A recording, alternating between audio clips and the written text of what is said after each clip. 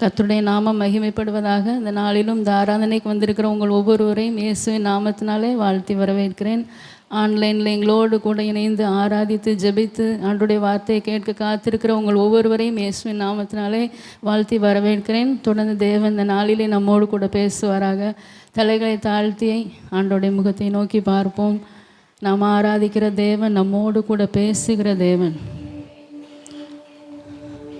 ஆண்டவர்கிட்ட கேளுங்கப்பா, எங்களோடு கூட பேசுங்க. இவ்வளோ நேரம் நாங்கள் உண்மை ஆராதித்தோம்ப்பா, உண்மை மகிமைப்படுத்தினோம், உங்களுடைய பாதத்தில் நாங்கள் விண்ணப்பங்களை வைத்திருக்கிறோம்ப்பா. இந்த நேரத்தில் நீர் எங்களோடு கூட பேசுங்கப்பா. நீங்கள் பேசுங்க ராஜா. உமது பார்வையிலே விலையேற பெற்றவள் நான், உமது பார்வையிலே விலையேற பெற்றவள் நான், மதிப்பிற்கு உரியவள் நானே என்று மகிழ்வுடன் நடனமாடுவே. மதிப்பிற்கு உரியவள் நானே என்று மகிழ்வுடன் நடனமாடுவே. நன்றி ஐயா, நன்றி ஐயா, நன்றி ஐயா, நன்றி ஐயா. தண்ணீர்கள் கடக்கும் போது என்னோடு வருகின்றீர், அக்கினியில் நடக்கும் போது கூடவே இருக்கின்றீர். மூழ்கி போவதில்லை, நான் எரிந்து போவதில்லை, மூழ்கி போவதில்லை, நான் எரிந்து போவதில்லை. பாலைவன வாழ்க்கையிலே பாதைகள் காண செய்தீர், பாலைவன வாழ்க்கையிலே பாதைகள் காண செய்தீர், ஆறுகள் ஓட செய்தீரே. தினம் பாடி மகிழ செய்தீரே, ஆறுகள் ஓட செய்தீரே. தினம் பாடி மகிழ செய்தீரே. நன்றி ஐயா, நன்றி ஐயா, நன்றி ஐயா, நன்றி ஐயா. தண்ணீர்கள் கடக்கும் போது என்னோடு இருக்கின்றீர், அக்கினியில் நடக்கும் போது கூடவே வருகின்றீர். மூழ்கி போவதில்லை, நான் எரிந்து போவதில்லை, மூழ்கி போவதில்லை, நான் எரிந்து போவதில்லை. ஸ்தோத்திரப்பா, உம்மை துதிக்கிறோம். அன்பின் பரலோக பிதாவே, இந்த வேலையிலோப்பா உம்மை துதிக்கிறோம்ப்பா. உம்முடைய வார்த்தையை கேட்க நாங்கள் வந்திருக்கிறோம்ப்பா. ஆண்டவரே, ஒரு மனுஷனை தேடி வரலப்பா, உம்முடைய வார்த்தையை கேட்க உம்முடைய ஜனங்கள் ஆவலாக இந்த இடத்துல வந்திருக்கிறாங்கப்பா. வாரம் முழுவதும் மனுஷ வார்த்தைகளே கேட்டப்பா சோர்ந்து போய் ஆண்டவரே தளர்ந்து போயிருக்கிற இருதயங்களப்பா, இந்த நாளில் உங்கள் வார்த்தையை கேட்டு திடப்படுவதாகப்பா, ஸ்திரப்படுவதாக ராஜா. ஆவியானவர் நீர் எங்களோடு கூட பேசுங்கப்பா. அப்பா, பேச போகிற வார்த்தை உம்முடையதப்பா, நானும் உம்முடையவளப்பா. ஆண்டவரே, நீர் என்னை பயன்படுத்துவீராக, நீர் என்னை மறைத்து கொண்டு உம்முடைய ஜனங்களோடு நீர் இடைப்படுவீராகப்பா. நீங்கள் பேசுங்க. உங்கள் கரத்தில் என்னை தாழ்த்துகிறேனப்பா, ஒவ்வொரு ஜனங்களையும் அர்ப்பணிக்கிறேனப்பா. வார்த்தைக்கு விரோதமாய் போராடுகிற எல்லா வான மண்டலத்தின் பொல்லாத ஆவிகளின் சேனைகளை இயேசுவின் நாமத்தினாலே கட்டுகிறேனப்பா. ஆண்டவரே, துதிக்கிறோம் துதிக்கிறோம். உங்கள் பிரசன்னம் இந்த இடத்தை இன்னும் அதிகமாக ஆளுகை செய்யட்டோப்பா. உங்கள் கரத்தில் தாழ்த்தி அர்ப்பணிக்கிறோம். நீர் மகிமைப்படுவீராக. ஆவியானவர் எங்கள் ஒவ்வொரு இருதயத்திற்குள்ளாய் ராஜா நீர் செயல்படுவீராகப்பா. நீர் எங்களுக்காக இறங்கி வந்து ஆண்டவரை ஒவ்வொருவருக்காக நீர் ஊழியம் செய்வீராக. இயேசுவின் நாமத்தில் கேட்கிறோம் ஜீவனுள்ள நல்ல பிதாவே, ஆமென். அல்லேலூயா, அல்லேலூயா, அல்லேலூயா. கர்த்தருடைய நாமம் மாத்திரம் மகிமைப்படுவதாக. அந்த நாளிலும் உங்கள் மத்தியில் என்னை நிறுத்தி இருக்கிற என் தேவாதி தேவனுக்காக நன்றி செலுத்துகிறேன். தகுதி இல்லாத என்னையும் இந்த இடத்துல ஆண்டவர் நிறுத்தி இருக்கிறார். ஆமென். அவருடைய நாமம் மாத்திரம் மகிமைப்படுவதாக. இந்த நாளிலும் நம்முடைய தியானத்துக்காக நம்ம எடுத்துக்கொண்ட வசனம் 1 சாமுவேல் 16 அதிகாரம் 7 வசனம். ஒன்று சாமுவேலை நோக்கி, நீ இவனுடைய முகத்தையும் இவனுடைய சரீர வளர்ச்சியையும் பார்க்க வேண்டாம். நான் இவனை புறக்கணித்தேன். மனுஷன் பார்க்கிறபடி நான் பாரேன். மனுஷன் முகத்தை பார்ப்பான், கர்த்தரோ இருதயத்தை பார்க்கிறார் என்றார். அல்லேலூயா.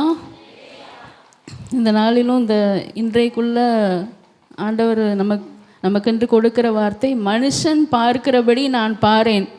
ஆமென். மனுஷன் பார்க்கிறபடி நான் பாரேன். மனுஷன் முகத்தை பார்ப்பான், கர்த்தரோ இருதயத்தை பார்க்கிறார். அல்லேலூயா. ஆமென். மனுஷன் எங்கே பார்ப்பான்? முகத்தை தான் பார்ப்பான், அப்படி தானே? நம்ம சரீரத்தில் வெளியில் தெரிகிற முகம், வெளிப்புறத்தை தான் மனுஷனால் பார்க்க முடியும். ஆனால் ஆண்டவர் எதை பார்ப்பார்? இருதயத்தை பார்ப்பார். மனுஷனால் இருதயத்தை பார்க்க முடியுமா? முடியாது. டாக்டர்ஸ் இருதயத்தை பற்றி படிச்சிருக்காங்க. அந்த உறுப்பை பற்றி தான் அவங்களுக்கு தெரியுமே தவிர உள்ளுக்குள்ளே என்ன இருக்குது, இருதயத்துக்குள்ளே என்ன இருக்குதுன்னு யாராலும் என்ன செய்ய முடியாது, கண்டுபிடிக்க முடியாது. ஆனால் வேதம் சொல்லுகிறது, கர்த்தரோ என்ன செய்கிறாரா? இருதயத்தை பார்க்கிறார். நம்ம இருதயத்தில் இருக்கிற ஒவ்வொரு காரியங்களும் யார் அறிந்திருக்கிறார்?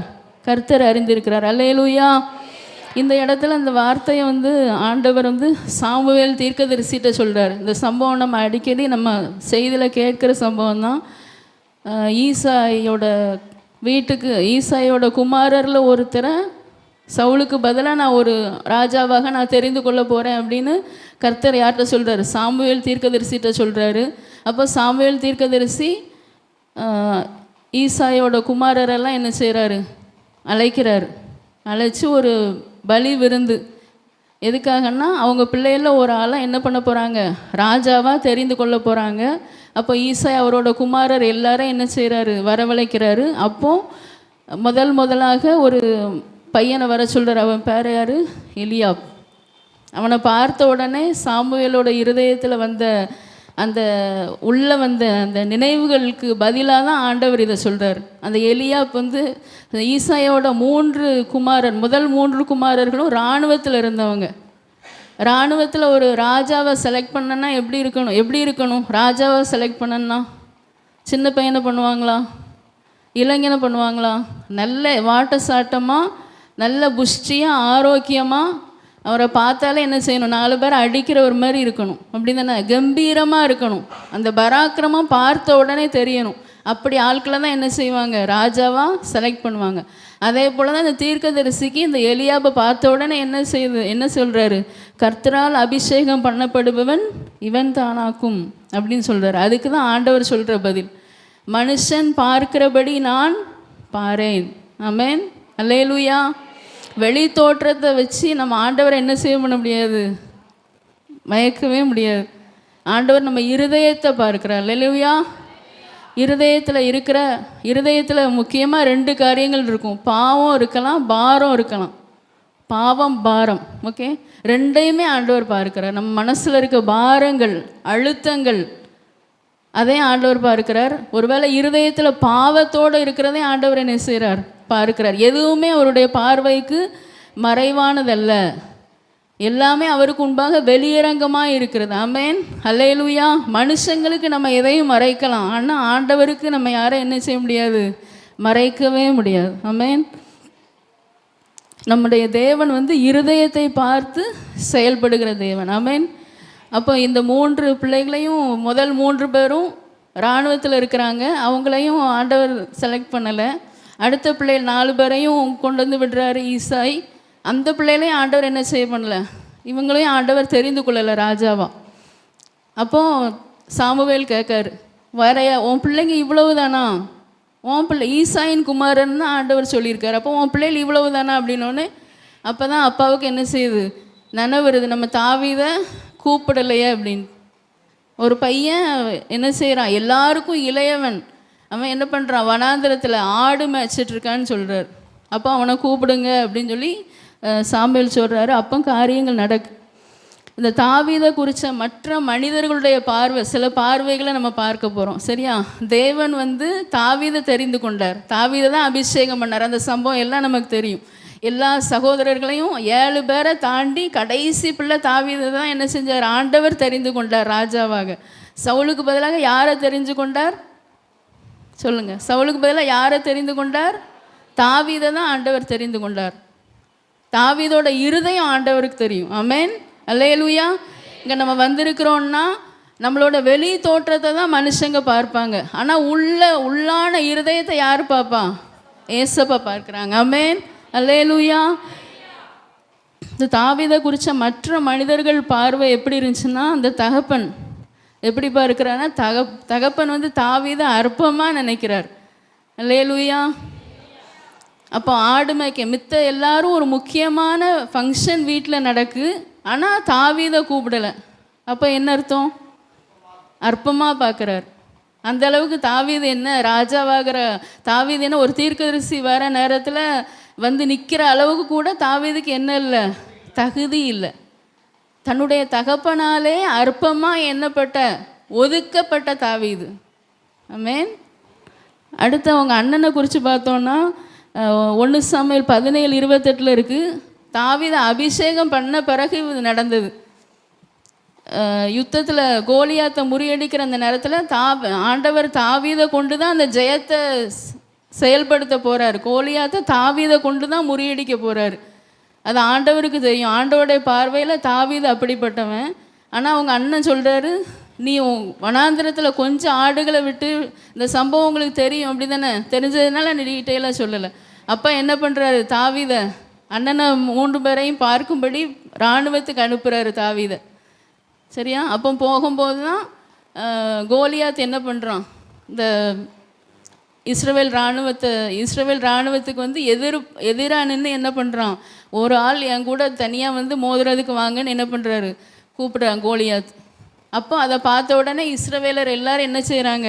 பயப்படுறாங்க. ஆனால் அந்த தாவீதுக்கு வந்து மனசுக்குள்ளே என்ன இருக்குது, இவன் வந்து ஜீவனுள்ள தேவனை நிந்திச்சிட்டானே அப்படின்னு அவனுக்குள்ளே என்ன இருக்குது? பரிசுத்த ஆவியானவர் அவனுக்குள்ளே இருக்கிறதுனால அவனுக்குள்ளே ஒரு வெறி வருது, வைராக்கியம் வருது.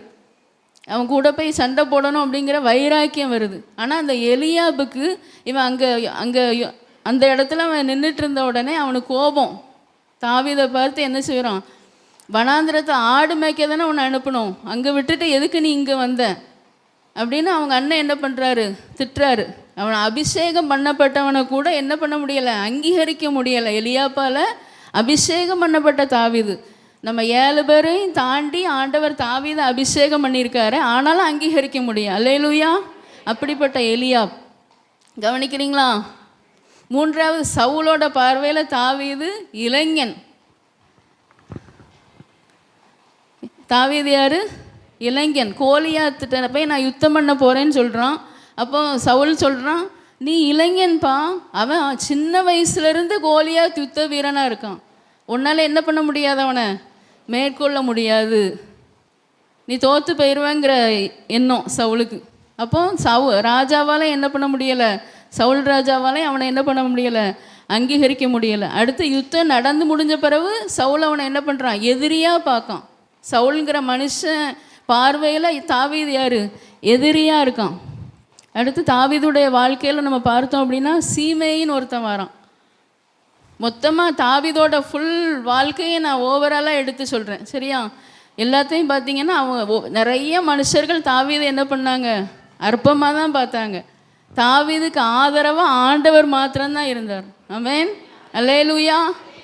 அப்படி தனியாக ஒதுக்கப்பட்டு அற்பமாக எண்ணப்பட்டு புறம்பாக்கப்பட்டு உதவாதவன் அப்படின்னு சொல்லி நீ ஆடு மேய்க்க தான் லாய்க்கு, நீ வேற ஒரு நல்ல வேலைக்கெலாம் நீ லாய்க்கு இல்லைன்னு ஒதுக்கப்பட்ட அந்த தாவீதை தான் என்ன பண்ணார் ஆண்டவர்? அரசனாக மாற்றினார். அல்லேலூயா. கற்பனை பண்ணி பார்க்க முடியுதா உங்களால்? கற்பனை பண்ணி பார்க்க முடியுதா? முடியலை, அப்படி தானே? ஆனால் வேதத்தில் நடந்த உண்மை. ஆமென், அல்லேலூயா. வனாந்திரத்தில் எல்லாராலும் ஒதுக்கப்பட்டு சிறுமைப்பட்டு அற்பமாக எண்ணப்பட்டு நான் ஒருவருக்கும் பயனில்லையேன்னு ஓரமாக அந்த வனாந்திரத்தில் காட்டுக்குள்ளே இருந்த தாவீது ஒரே ஒரு காரியம், துதிச்சதால ஆண்டவரை. ஆமென், அல்லேலூயா. தாவீது செய்த ஒரே காரியம் ஆண்டவரே பார்த்துட்டு இருந்தார். ஆமென், அல்லேலூயா. சீமேயினா சவுல் குடும்பத்தில் உள்ள ஒருத்தன். சவுல் இறந்த பிறகு, சவுல் யுத்தத்தில் இறந்துடுறாரு. இறந்த பிறகு தாவீது வந்து அரசாட்சிக்கு வராரு. அப்போ அரசாட்சிக்கு வரும்போது அவர் குடும்பத்தில் சில பிரச்சனைகள் வருது. அப்போ சீமையை என்ன பண்ணுறான், சவுலை பார்த்து தாவீதை பார்த்து தூஷிக்கிறான். இரத்த பிரியனே ஒளிந்து போ அப்படின்னு சொல்கிறான். வேதத்தில் இருக்கு வசனம், நம்ம எல்லாத்தையும் எடுத்து வாசிக்க நமக்கு நேரம் இல்லை. அந்தளவுக்கு அவனை தூற்றுனவன் சீமையோட பார்வையில் எப்படிப்பட்டவன் தாவீது, அப்படி அவன் பாவம் செய்த மாதிரி அவனை தூற்றணும்.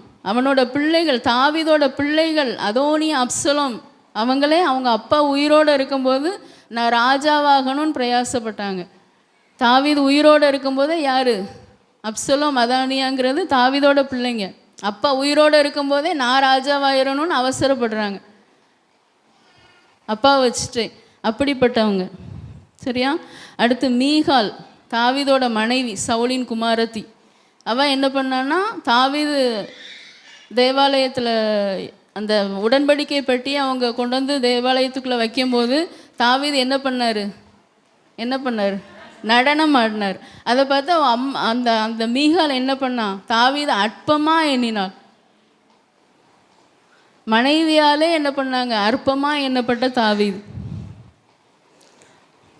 ஆனால் அந்த தாவீதோட உண்மையான காரியம் என்னென்னா, இது வந்து மனுஷங்களோட பார்வையில் தாவீது சரியா. அதே மாதிரி தான் நம்மளையும் மனுஷங்க என்ன பண்ணி வச்சுருப்பாங்க, ஒரு பார்வை பார்த்து வச்சுருப்பாங்க. கவனிக்கிறீங்களா? அவங்க எல்லாரையும் குறித்து அவங்க அப்படி பார்ப்பாங்க, வெளியில் எப்படி பார்ப்பாங்க, அப்படி தானே பார்ப்பாங்களா இல்லையா?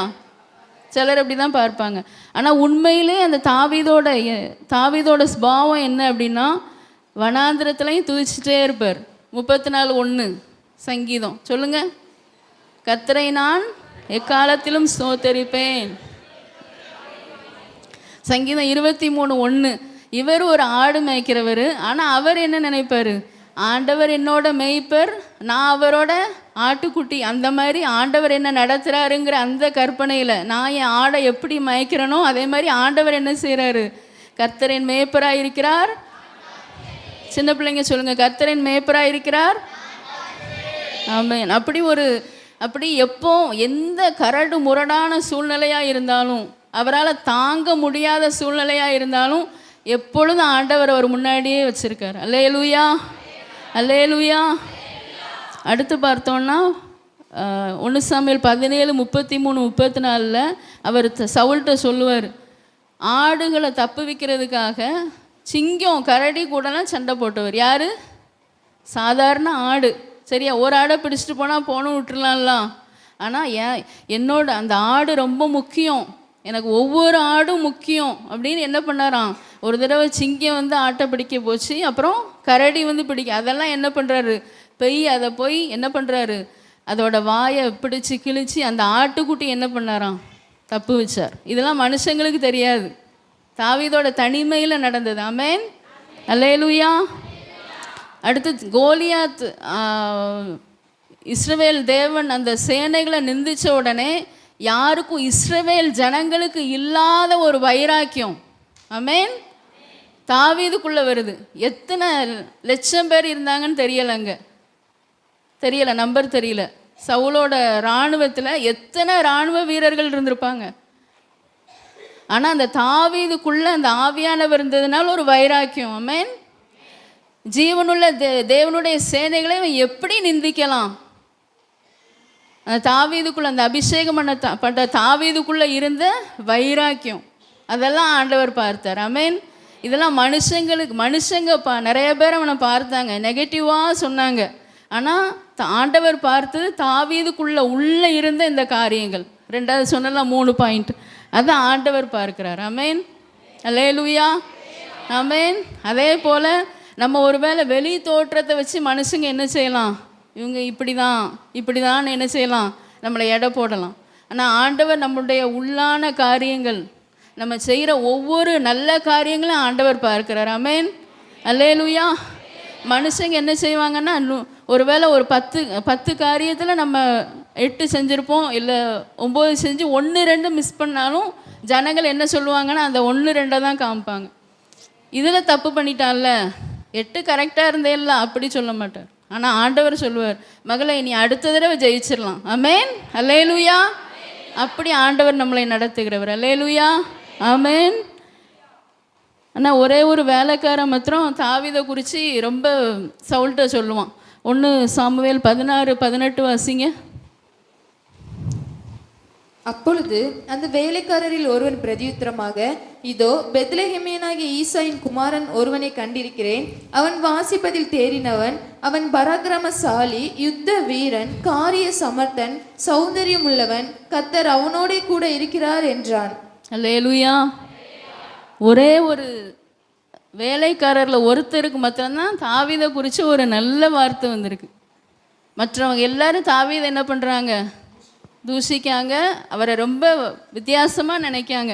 அப்பா கூட அவரை அற்பமாக நினைக்காரு, மனைவி கூட என்ன பண்ணுறான்? அற்பமாக என்னென்னா. ஆனால் ஒரே ஒருத்தனுக்கு மாத்திரம் என்ன இருந்திருக்கு? அவனுக்குள்ளே அந்த உள்ளான ஸ்பாவம் உண்மையிலே தாவீதுட்ட இதெல்லாம் இருந்துச்சு. ஆனால் வெளியில் பார்த்தா ஆடு மேய்க்கவன், காட்டு அங்கங்கமாக அதே காட்டிலே நடந்து போகிறவன் தான் எல்லாரும் நினைப்பாங்க. ஆனால் ஒரே ஒருத்தருக்கு மாத்திரம் என்ன இருந்துச்சு? அந்த பார்வை இருந்தது. அல்லேலூயா. அதுதான் ஆண்டவர் தாவீதை குறித்து பார்த்த பார்வை. ஆமென். அதே போல் நீங்களும் என்ன பண்ணணும்? நம்மளும் நம்மளை குறித்து நல்லா பார்க்கணும், ஆண்டவர் பார்க்குற மாதிரி. ஆமென். முதல்ல நம்மளை குறித்து நல்லா பார்க்கணும். சரியா? நம்மளை என்ன பண்ணக்கூடாது? டிஸ்கரேஜ் பண்ணக்கூடாது. உன்னால் முடியாது, முடியாது, நீ இதுக்கெலாம் லாய்க்கு கிடையாது, சரியா? அப்படி சொல்லக்கூடாது. அடுத்து மற்றவங்கள நம்ம என்ன பண்ணக்கூடாது? அவன் செஞ்ச ஒரு தப்பை வச்சுட்டு, நீ அன்னைக்கு அப்படி பேசினதெல்லாம், நீ அன்னைக்கு அதை செஞ்செல்லாம் அப்படின்னு அவங்க குறைகளை என்ன பண்ணக்கூடாது? சொல்லக்கூடாது. ஆண்டவர் அவங்கள என்றைக்கோ மன்னிச்சிருப்பார். நம்ம மறுபடியும் என்ன செய்யக்கூடாது? அதை தோண்டி எடுத்துகிட்டு இருக்கக்கூடாது. ஆண்டவர் பார்வையில் நம்ம தான் குற்றவாளிகளாக மாறுவோம். ஆமென். மற்றவர்களுடைய குறைகளை என்ன செய்யக்கூடாது? நம்ம மறுபடி பல வருஷம் ஆனாலும் அதை என்ன பண்ணக்கூடாது? திரும்ப எடுத்து நீ அப்போ அப்படி தானே இருந்தேன்னு நினைக்காதீங்க. எந்த மனுஷங்களும் மாறிடுவாங்க, அப்படி தானே? கெட்டவங்களாகவே இருப்பாங்களா? இல்லை. உங்கள் வீட்டில் உள்ளவங்களையும் அப்படி சொல்லாதீங்க, உங்கள் பிள்ளைகளையும் அப்படி சொல்லாதீங்க. அவங்க செய்கிற சேட்டை அந்த வார்த்தையே என்ன பண்ணாதீங்க, அவங்க செய்கிற செயலையே சொல்லி அவங்கள சில வார்த்தைகளை வச்சு நீ திட்டுவாங்க. அந்த வேர்டு யூஸ் பண்ணாதீங்க. ஒருவேளை கெட்ட பிள்ளையாகவே செய்தாலும் நீ நல்ல பிள்ளைமா, நீ குட் கேர்ள் அப்படி சொல்லி பாருங்க, மாறிடும் பிள்ளைகள். ஆமென். அடிக்கடி நம்ம மாமா அந்த செய்தியில் சொல்லுவாங்க, பிள்ளைகள் என்ன சொல்லுங்கள், நல்ல பிள்ளைன்னு அப்படி பாருங்கள் உங்கள் பிள்ளைகளை. ஆமென். அல்லேலூயா. மாற்ற முடியும். ஒருவேளை ஞானம் இல்லாமல் இருக்க பிள்ளைகளாக இருக்கலாம். நம்ம ஜோமனன் ஆண்டவர்கிட்ட, அப்பா யோசேப்புக்கு ஞானம் கொடுத்தீங்களே, சாலமோனுக்கு ஞானம் கொடுத்தீங்களே, தானியலுக்கு ஞானம் கொடுத்தீங்களே, அப்படி உங்கள் பிள்ளைகளை பாருங்கள். தேசத்தில் ஞானம் உள்ள பிள்ளைகளை மாதிரி உங்கள் பிள்ளைகளை என்ன பண்ணுங்கள், நிறைய ப்ரைஸ் வாங்குற மாதிரி, எக்ஸாம்ஸ்லாம் ஃபஸ்ட்டு மார்க் வாங்குற மாதிரி உங்கள் பிள்ளைகளை என்ன செய்யுங்க, வச்சு பாருங்கள். ஆமென். விசுவாசத்தோடு பாருங்கள். ஆமென். அல்லேலூயா. அதே போல் மற்றவங்களுடைய குறைகளை என்ன செய்யக்கூடாது? நம்ம மறந்துடணும். ஆமென். நம்மளோட எத்தனையோ பாவங்களை ஆண்டவர் மன்னித்து மறந்துட்டாரலாம். ஆனால் மற்றவங்களை பார்க்கும்போது ஏன் பழசு நினைவு வருது? வரக்கூடாது. அல்லேலூயா. மாறிடுவோன்னு. அல்லேலூயா.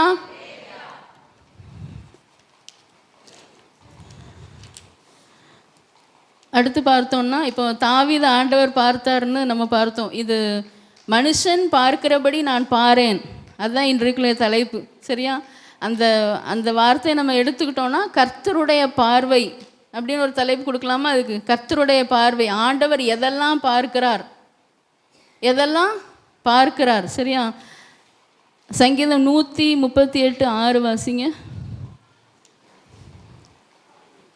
கர்த்தர் உயர்ந்தவராய் இருந்தும் தாழ்மையுள்ளவனை நோக்கி பார்க்கிறார், மேட்டிமையானவனையோ தூரத்திலிருந்து அழைக்கிறார். அல்லேலூயா. மனுஷன், அந்த வார்த்தையை நான் சொல்கிறது மட்டும் திரும்ப சொல்லுங்கண்ணே. மனுஷன் பார்க்கிறபடி நான் பாரேன். மனுஷன் முகத்தை பார்ப்பான், கர்த்தரோ இருதயத்தை பார்க்கிறார். அல்லேலூயா. ஆண்டவர் மனுஷன் பார்க்கிறபடி பார்க்க மாட்டார், நம்ம இருதயத்தை பார்க்கிறார். ஆமென். இருதயத்தை பார்க்கிற தேவன் நம்ம இருதயத்தில் இருக்கிற தாழ்மையை ஆண்டவர் பார்க்கிறார். ஆமென். கர்த்தர் உயர்ந்தவராக இருந்தும் தாழ்மை உள்ளவனை நோக்கி பார்க்கிறார், மேட்டிமையானவனையும் என்ன பண்ணுறாராம், தூரத்திலிருந்து அறிகிறார். ஆண்டவருக்கு ரொம்ப பிடிச்ச அந்த ஸ்பாவம் தாழ்மை. ஆமென். அதே மாதிரி பிடிக்காத குணம் பெருமை. சரியா? பெருமையுள்ளவர்களுக்கு தேவன் எதிர்த்து நிற்கிறார், தாழ்மையுள்ளவர்களுக்கோ கிருபை அளிக்கிறார். வேற எந்த பாவம் செய்கிறவங்களுக்கும் என்ன பண்ணுவார்? தண்டனை கொடுப்பாரு, இல்லை சில நேரம் அமைதியாக இருப்பார், திருந்துவான்னா. ஆனால் பெருமை மாத்திரம் நான் வந்துருச்சு அப்படின்னா அப்படியே மாறிடுவார் நமக்கு ஆப்போசிட்டாக. ஒரு மனுஷன் நமக்கு ஆப்போசிட்டாக நின்னாலே நம்மளால் என்ன பண்ண முடியாது? ரொம்ப கஷ்டம், அப்படி தானே? அப்போ ஆண்டவரே நான் உனக்கு எதிர்த்து நிற்பேன் அப்படின்னா நம்மளால் என்ன பண்ண முடியாது? அப்போ நம்ம அந்த காரியத்தில் ரொம்ப கவனமாக இருக்கணும். இந்த மொர்தெகாயை குறித்து நம்ம பார்த்தோம் அப்படின்னா அவரோட ஒரு தாழ்மை, கேட் கீப்பர், ஒரு வாசலில், அரண்மனை வாசலில் உட்காந்துருந்த ஒரு மனுஷன்.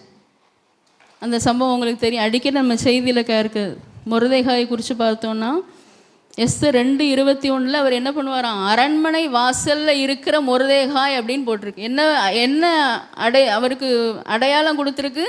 ராஜாவின் அரண்மனை வாசலில் இருக்கிறவன். வேற ஒன்றும் அவர் செஞ்சதா தெரியலை, வேற எதுவும் செய்ததா தெரியலை. அங்கே தான் உட்காந்துருக்காரு, அங்கே என்ன நடக்கு அதெல்லாம் என்ன பண்ணுறாரு? கவனிச்சிட்ருக்காரு. அந்த அளவுக்கு ஒரு சூழ்நிலையில் இருந்த மனுஷன் மொர்தெகாய். ஆமென்.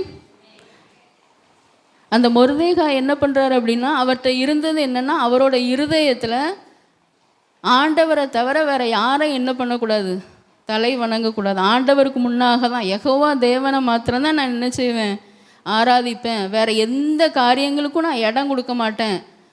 வேற எது முன்னாடியும் நான் பணிய மாட்டேன். எந்த மனுஷன் முன்னாடியும் நான் பணிய மாட்டேன். அவனுக்குள்ளே ஒரு தீர்மானம் இருந்துச்சு. அதனால ஆமானுக்கு என்ன பண்ணலை? பணியலை. யார் பணியலை? மொர்தெகாய் பணியலை. பணியாததுனால ஆமானுக்கு அவ்வளோ கோபம். எவ்வளோ கோபம் மொர்தெகாய் மேலே பாருங்க. மொர்தெகாயை மாத்திரம் கொண்டிருக்கலாம் ஈஸியாக, இல்லை அவர் குடும்பத்தை யாருன்னு பார்த்துருக்கலாம். ஆனால் மொர்தெகாயோட குலம் என்ன குலம்? யூத குலம். அப்போ எந்த அளவுக்கு ஆமானுக்கு டென்ஷன் ஆகுது பார்த்தீங்களா? கவனிக்கிறீங்களா எல்லாரும்? அல்லேலூயா. ஒரு ஆள் மேலே கோபம் இருந்துச்சுன்னா என்ன செய்வாங்க? அவர் மேலே ஏதாவது நடவடிக்கை எடுப்பாங்க, இல்லை மிஞ்சி போனால் அவரோட குடும்பத்தை ஏதாவது செய்வாங்க. அப்படி தானே நடக்கும் உலகத்தில், அப்படி தானே நடக்கு. ஆனால் அந்த ஆமானுக்கு இருந்த வேகத்தை பாருங்கள். மொர்தெகாயை மாத்திரம் இல்லை, அவன் குலம் யூத குலம். அப்படிப்பட்ட ஆவிகள் இப்பொழுது என்ன செய்யுது? கிரியை செய்தா? ஆமான் அழிச்சு போட்ட மாதிரி ஆண்டவர் அழிச்சு போடுவார். ஆமேன். அல்லேலூயா. ஆமேன். நம்ம ஆண்டவருக்காக வைராக்கியமாக இருக்கணும். ஆண்டவரை தவிர வேறு எதுவுக்கு முன்னாடி நம்ம பணியக்கூடாது. ஆமேன். அல்லேலூயா. அப்போ அந்த ஆமானுக்கு ஒரு நாள் ராஜாவுக்கும் தூக்கம் வரல. அதுக்கு முன்னாடி ராஜாவை கொலை பண்ணுறதுக்கு 2 பிரதானிகள் என்ன பண்ணாங்க? முயற்சி பண்ணாங்க. அதை மொர்தெகாய் என்ன பண்ணுறாரு? காமிச்சு கொடுக்காரு. அப்போ மொர்தெகாய் பேரில் என்ன பண்ணுறாங்க? 4 ராஜாக்கள் காலத்தில் புஸ்தகத்தில் எழுதி வைப்பாங்க. அப்போ மொர்தெகாய் இப்படி ஒரு நன்மை செய்தான், ராஜாவை என்ன பண்ணான்? காப்பாற்றினா அப்படின்னு எழுதி வச்சுருக்காங்க. அது ராஜாக்களோட புக்கில் என்ன பண்ணியிருக்கு? எழுதப்பட்டிருக்கிறது. அப்போ இந்த சமயத்தில் தான் என்ன பண்ணுது? ஆமானும் இவன் வரும்போதெல்லாம் என்ன பண்ணுறான்? மொர்தெகாய் பணியலைன்னொடனே ஆமானுக்கு டென்ஷன் ஆகுது. அப்போது ராஜாட்ட என்ன பண்ணுறான்? போய் பேச போகிறான். மொர்தெகாய் எப்படியாவது என்ன செய்யணும்? அவன் குலத்தை கொன்றணும் அப்படிங்கிறதுக்காக ராஜாட்ட பேச போகிறான். அதே இரவில் ராஜாவுக்கு என்ன வரல? தூக்கம் வரல. அப்போ அங்கே நடந்த சம்பவம் உங்களுக்கு ராஜா கணம் பண்ணணும் அப்படின்னு கேட்குறான். அப்போ ராஜா என்ன பண்ணுறாரு? ஆமான் என்னென்னலாம் செய்யணும்னு சொல்கிறான். ராஜாவோட குதிரையில் ஏறணும், ட்ரெஸ்ஸு எல்லாமே கொடுக்கணும் அப்படின்னு சொல்லும்போது ராஜா கட்டளையிடுறார், நீ போய் யாருக்கு அப்படி செய்யணும்? மொர்தெகாய்க்கு அப்படி செய்யின்னு சொல்கிறார். சரியா? அப்போ மொர்தெகாய் என்ன ஆமான் என்ன பண்ணுறாரு? ரொம்ப சஞ்சலத்தோட மொர்தெகாயை கொல்ல வந்தவன், அப்படி தானே? ஆனால் ஆண்டவர் எப்படி முடிய பண்ணுறாரு பார்த்தீங்களா காரியத்தை? என்ன பண்ணுறான்? மொர்தெகாயை கொல்ல வரணும்னு பேசினவன், அவனை தூக்கு மரத்தில் போடணும்னு பேச வந்தவன், கடைசியில் அவனை என்ன பண்ணுறான்? குதிரையில் கூட்டிகிட்டு போய் அவனை என்ன பண்ணான்? அவனை அலங்கரித்து கூட்டிகிட்டு போய் மறுபடியும் அரண்மனை வாசலில் கொண்டு விடுதான். அவன் போயிட்டான், சஞ்சலப்பட்டு அவன் வீட்டுக்கு போயிட்டான். ஆனால் மொர்தெகாயை குறித்து பார்த்தீங்கன்னா, நான் ராஜாவோட குதிரையில் ஏறிட்டேன், நான் ராஜா வஸ்திரத்தை போட்டுட்டு நம்ம வேற எங்கேயும் போகல சொல்லுறதுக்கு. மறுபடியும் சேம் அதே இடத்துக்கு, அவன் முந்தி எங்கே இருந்தானோ அதே இடத்துல இருந்தான். ஆமென். அல்லேலூயா. எவ்வளவுதான் உயர்த்தப்பட்டாலும் உடனே அந்த கொம்பில் போய் ஏறி உட்காரல. அவனை ஆண்டவர் எங்கே வச்சுருக்காரோ, ஆமென், ஆண்டவர் அதை தான் நம்மளை எதிர்பார்க்கிறார். ஆமென். எவ்வளோதான் ஆண்டவர் நம்மளை ஒரு அடுத்த லெவலுக்கு கொண்டு போனாலும் என்ன பண்ணணும்? அவர் சொல்கிற வரைக்கும் அவருடைய பலத்த கைக்குள்ளே நம்ம என்ன பண்ணணும்? அடங்கி இருக்கணும். ஆமென். அது படிப்பாக இருந்தாலும், உங்கள் வீட்டில் இருந்தாலும், உங்கள் ஊழியமாக இருந்தாலும், ஆண்டவராக நம்மளை ஒரு மனுஷன் கொண்டு போகிறதுக்கு இல்லை, ஆண்டவராக நம்மளை அடுத்த லெவலுக்கு கொண்டு போகிற வரைக்கும் அவரோட பலத்த கைக்குள்ளே என்ன இருக்கணும்? அடங்கி இருக்கணும். ஆமென். அல்லேலூயா. அந்த மொர்தெகாய் அப்படி அந்த இடத்துல இருந்ததுனால 6 10:3 வாசிங்க.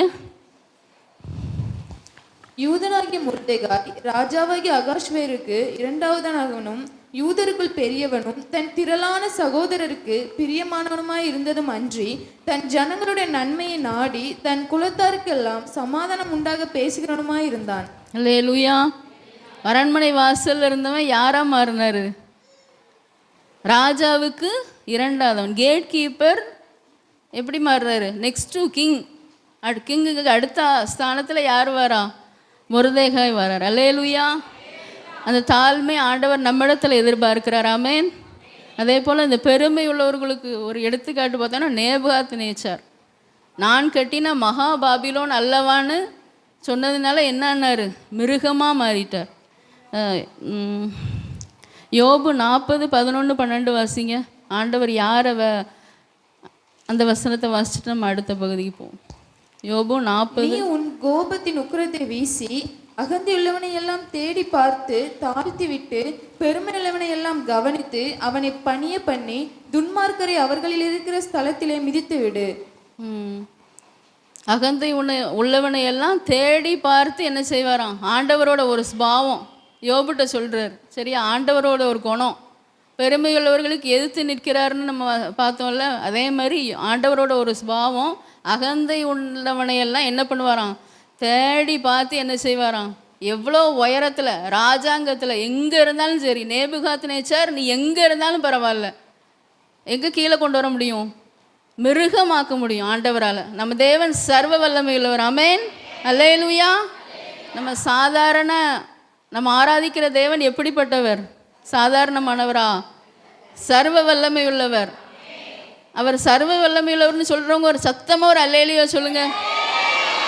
ஆமென். அவர் சர்வ வல்லமை உள்ளவர். எவ்வளோ பெரிய ராஜாவாக இருந்தாலும் ஆண்டவருக்கு விரோதமாக தன்னை உயர்த்தினான்னா கீழே கொண்டு வரால அவரால் முடியும். ஆமென். அல்லேலூயா. அவர் தாழ்மையுள்ளவனை நோக்கி பார்க்கிறாருன்னு பார்த்தோம். சங்கீதம் அடுத்த பகுதி சங்கீதம் 14:2. தேவனை தேடுகிற உணர்வுள்ளவன் உண்டோ என்று பார்க்கிற தேவன். ஆமென். அல்லேலூயா. தேவனை தேடுகிற உணர்வுள்ளவன் உண்டோ என்று பார்க்க கர்த்தர் பரலோகத்திலிருந்து மனுபுத்திரரை கண்ணோக்கினார். கவனிக்கிறீங்களா? முதல்ல தாழ்மையுள்ளவனை பார்க்கிறார். ரெண்டாவது என்ன பண்ணுறாரு? தேவனை தேடுகிற உணர்வு இருக்கா நமக்கு? ஆமென். அல்லேலூயா. 1 மணி நேரம் ஜெபம் பண்ணணும்னு என்ன செய்கிறோம்? சர்ச்சில் சொல்லிகிட்டே இருக்காங்க, அப்படி தானே? ஆண்டவரும் பார்க்கிறார். என்ன பார்க்கிறார்? என் பிள்ளைகள் என்னை தேடுறாங்களா? தேடுகிற உணர்வு இருக்கா? ஜெபிக்கிறாங்களா? என் கூட பேசணும்னு அவங்களுக்கு ஆசை இருக்கா? உணர்வு இருக்கான்னு என்ன பண்ணுறார் ஆண்டவர்? தேடிட்டே இருக்கார். எசேக்கியேல் 22:30 தேசத்தை அழிக்காதபடிக்கு திறப்பிலே நிற்கும் சுவரை அடைக்கவும் தக்கதாக ஒரு மனுஷனை தேடினேன். அந்த 22வது அதிகாரத்தில் நீங்கள் வாசித்து பார்த்தீங்கன்னா ஆண்டவர் அப்படி அவரோட மன வெதும்பல அந்த தீர்க்கதரிசிட்ட என்ன பண்ணுறாரு? காரியங்களை என்ன பண்ணுறாரு? சொல்கிறார். வெளியில் உள்ள மக்களும் என்ன பண்ணலை? தேசத்தில் அநியாயம் அக்கிரமம் நடக்கு. சபைக்குள்ளேயும் ஆண்டவருக்கு பிரியமாக நடக்கலை. அப்போ யாராவது ஒருத்தன் ஜோமன்னா கூட நான் என்ன பண்ணுவேன்? ஒரு தேசத்தை சுவரை என்ன பண்ணுவேன்? ஒருத்தரை தேடினேன். நிறைய பேரை தேடல, ஒரு சபையாக தேடல. ஒரு இவான் ராபர்ட்ஸ் ஒருத்தராக ஜோமன்னார். அவருக்கு பின்னாடி சில பெண்கள் ஜபிச்சாங்கன்னு சொல்கிறாங்க. ஆனால் ஒரு மனிதன் என்ன பண்ணார்? கிரயம் கொடுத்து ஜபிச்சதுனால தேசத்தில் என்ன வந்துச்சு? வேல்ஸ் தேசத்தில் எழுப்புதல் வந்துச்சு. அல்லேலூயா. அதை தான் ஆண்டவர் தேடுறார். நீங்கள் நான் தனி மனிதனாக நான் ஜபிக்கிறேன்னு நீங்கள் நினைக்காதீங்க. நீங்கள் தனியாக உங்கள் கிராமத்தில் வேறு யாருமே உங்களுக்கு கம்பெனி ஆள் இல்லை, நீங்கள் ஒரு ஆளாக தான் இருக்கீங்கன்னா நீங்கள் ஒரு ஆள் பல மணி நேரம் ஆண்டவருடைய பாதத்தில் இருந்து என் தேசத்தில் நடக்கிற பாவங்கள்லாம் மாறணும் ஆண்டவரே, அக்கிரமங்கள்லாம் மாறணும், முதல்ல நான் மாறணும்னு ஜோமணும். நான் மாறணும் ஆண்டவரே, என்ன மாற்றுங்க. அடுத்தப்ப என் தேசத்தில் உள்ள காரியங்கள்லாம் என்ன பண்ணணும்? மாற்றுங்க ஆண்டவரே. எங்கள் தேசத்தில் ஒரு எழுப்புதல் வரட்டும். உங்கள் கிராமத்தில் நீங்கள் ஒரு ஆள் ஜெபிச்சா போதும். ஆமேன். ஆண்டவர் மாற்ற வல்லமை உள்ளவர். ஆமேன். அல்லேலூயா. ஆமேன். உங்கள் கிராமத்தில் இருக்க இவான் ராபர்ட்ஸ் நீங்கள் தான். ஆமேன். அல்லேலூயா. ஒவ்வொரு கிராமத்துலேயும் ஆண்டவர் நம்மளை என்ன பண்ணுறாரு? ஜெபிக்கிறவங்களா பார்க்குறார். அதிகாலையில், காலையில், மதியம், எந்த நேரம்னாலும் ஒரு நியூஸை பார்க்கும்போது, அதை பார்க்கும்போதெல்லாம், இல்லாட்டி ஒரு 12 மணிக்கு எழும்புறீங்கன்னா நம்முடைய கிராமங்களில் பாவங்கள் பெருகி கிடக்கு.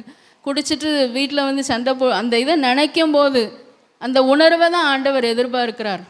1 மணி நேரம் நம்ம முழங்கால் போட்டு ஜெபிக்கிறோம், அது ஒரு பக்கம் இருக்கட்டும். ஆனால் என்னை தேடுகிற உணர்வு,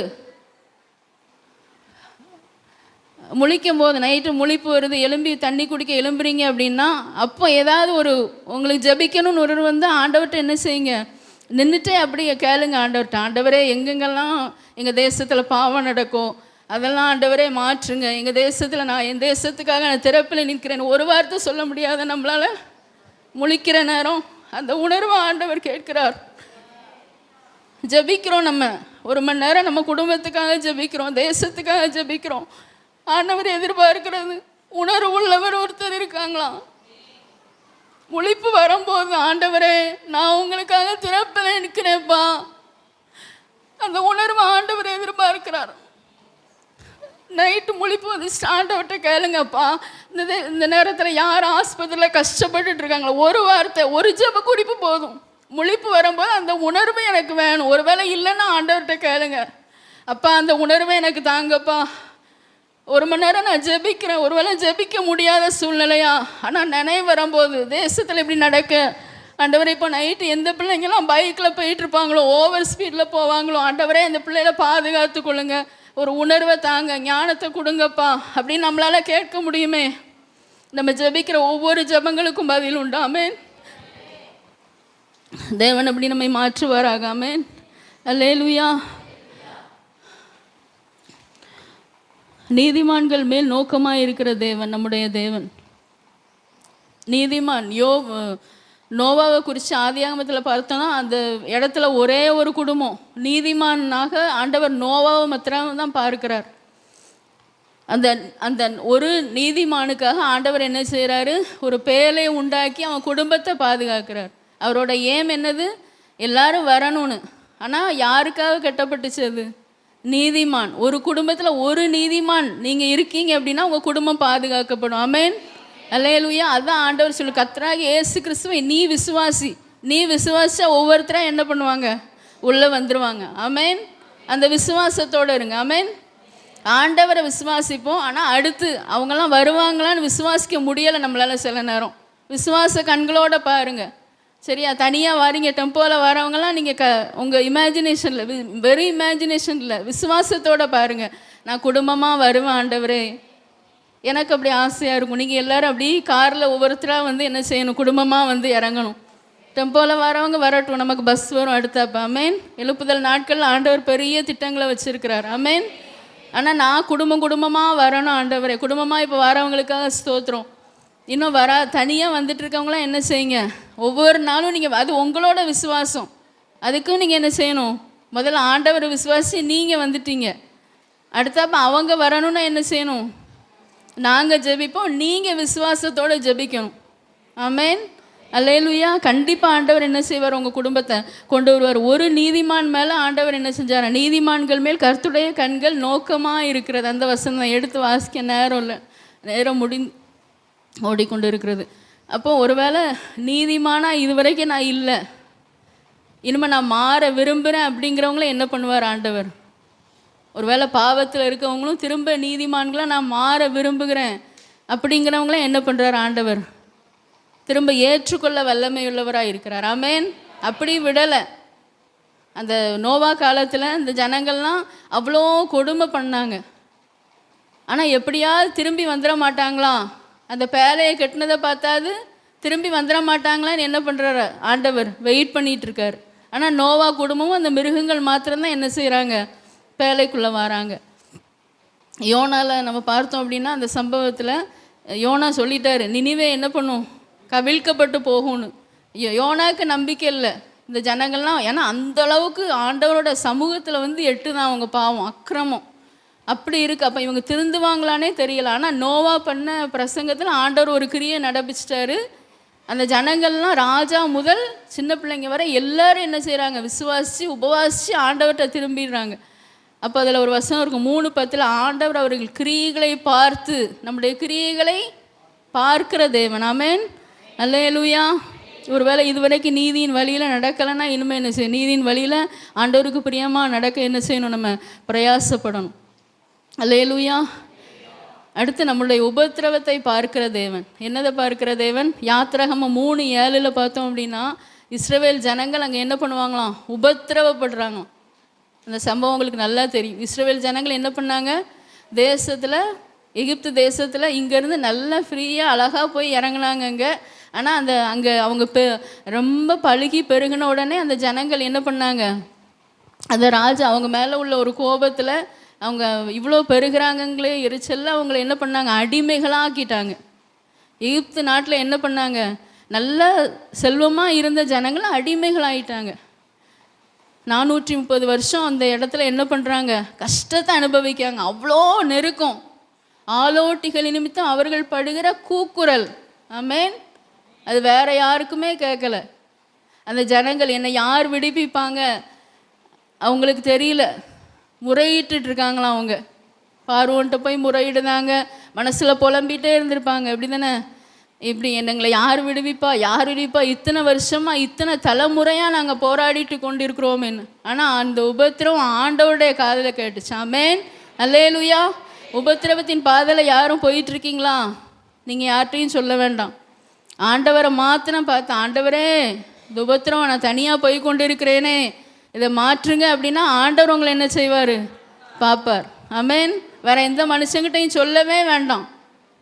ஆனால் ஆண்டவர் உபத்திரவத்தை பார்க்கிற தேவன். பார்க்கிற தேவன் மாத்திரம் கிடையாது, ஒரு மோசை அனுப்பி என்ன பண்ணார், ஆரோனை அனுப்பி என்ன பண்ணார், அந்த ஜனங்களை அங்கேருந்து விடுவிச்சு மீட்டு கொண்டு வந்தார். ஆமென்.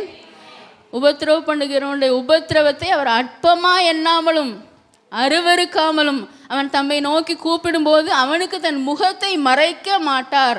அவன் தம்மை நோக்கி கூப்பிடும்போது அவனுடைய விண்ணப்பத்தை கேட்கிற தேவன். ஆமென். நம்ம சிலர்கிட்ட நம்மளுடைய உபத்திரவத்தை சொல்லும்போது சிலர் கேட்பாங்க, சிலர் மனசுக்குள்ளே எடுக்க மாட்டாங்க, அற்பமாக எண்ணுவாங்க. ஆனால் ஆண்டவர் அப்படி கிடையாது. பைபிளில் வசனம் இருக்குது சரியா, சங்கீதம் 22:24 இருக்குது. எந்த உபத்திரவத்தில் நான் சிக்கி இருந்தாலும் ஆண்டவரால் என்ன செய்ய முடியும், அதை மீட்டு எடுக்க முடியும். ஆமென்.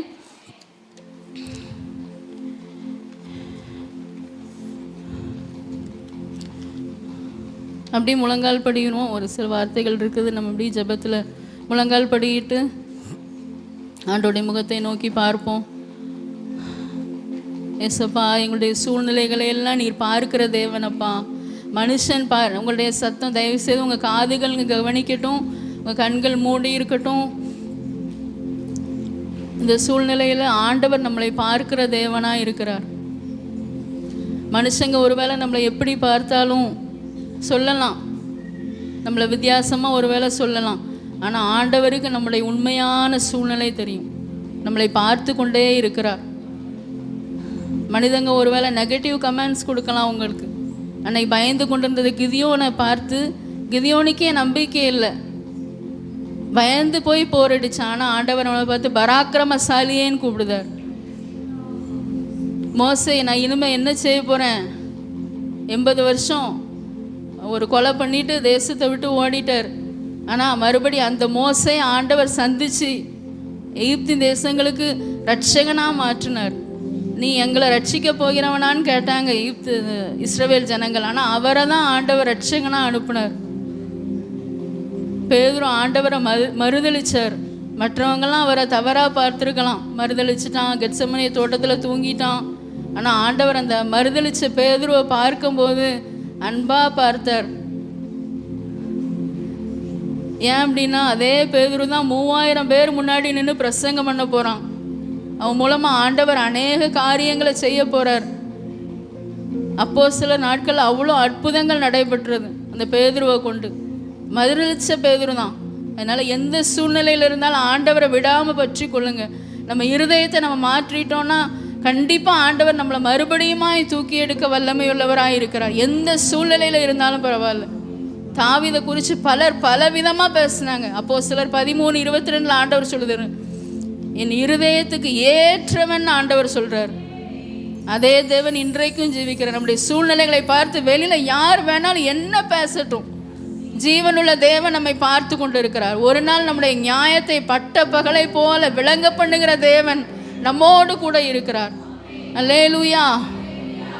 ஆண்டவர்கிட்ட கேளுங்க, அப்பா எலிசாவை பார்த்து சொன்னாங்க, எலியாவின் கைகளுக்கு தண்ணீர் வார்த்தவன்ட்டு.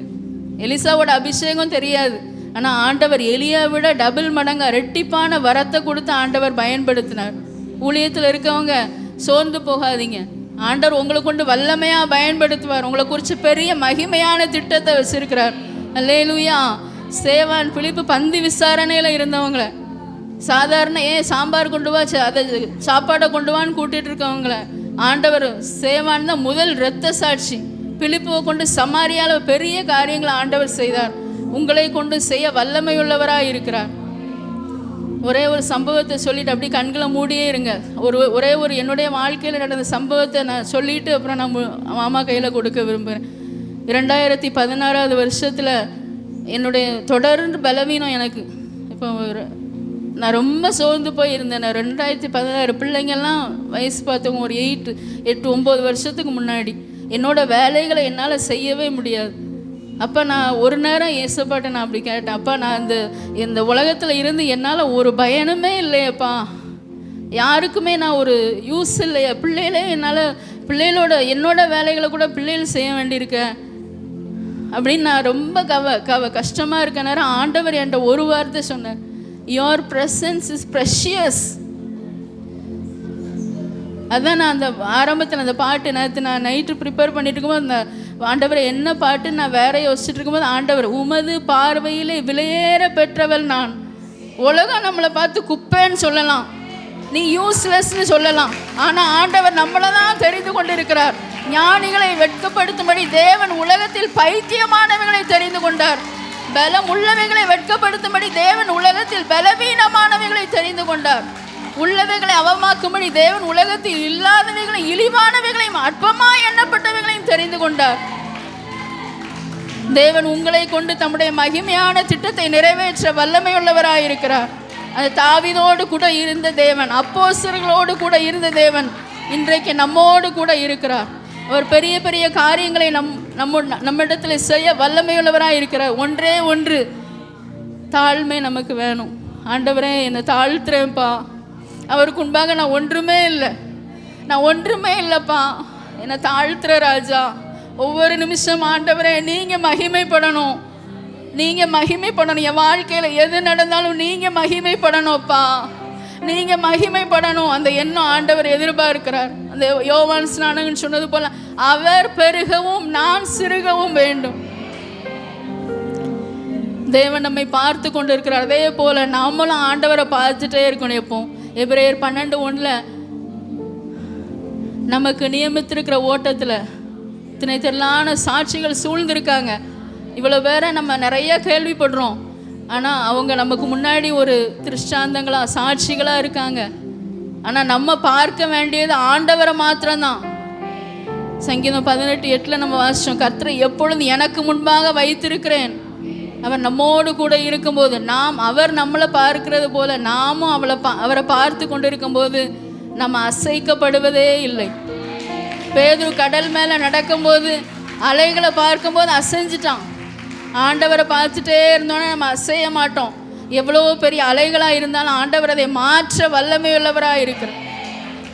அவர் எந்நாளும் நம்மோடு இருப்பதனால் அலைகள் புயல்கள் நம்மை அசைப்பதில்லை. அவர் எந்நாளும் நம்மோடு இருப்பதனால் அலைகள் புயல்கள் நம்மை அசைப்பதில்லை.